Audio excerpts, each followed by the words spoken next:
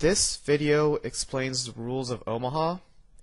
In this video, the game is played using play money, not real money. Because of this, don't pay attention to any of the strategy, since this game is not going to be at all similar to a real money game.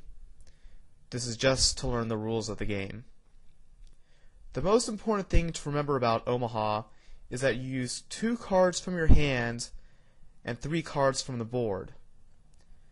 Even if you want to, you cannot use, say, 1 card from your hand and 4 cards from the board.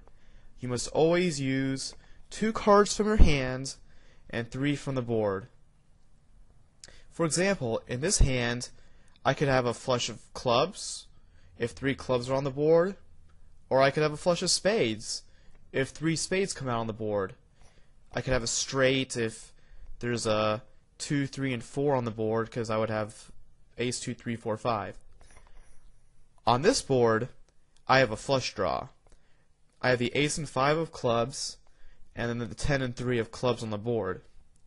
Besides the flush draw, my hand is fairly weak, since if I don't have a flush, basically I just have an ace high.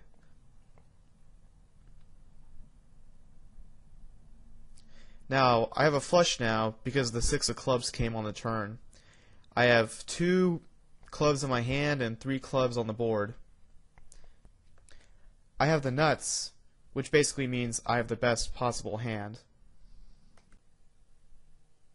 Even if someone had, say, 3 6s in their hand, I would be beating them since they can only use 2 of those 6s. They would only have 3 of a kind. They wouldn't have quads, even though they have 3 other 6s in their hand. Another club came on the river, but it doesn't really matter. For someone to have a flush, they have to have 2 clubs in their hands.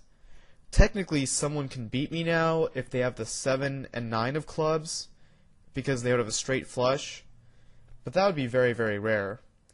As you can see, that other guy had a flush as well, since he had the queen and jack of clubs.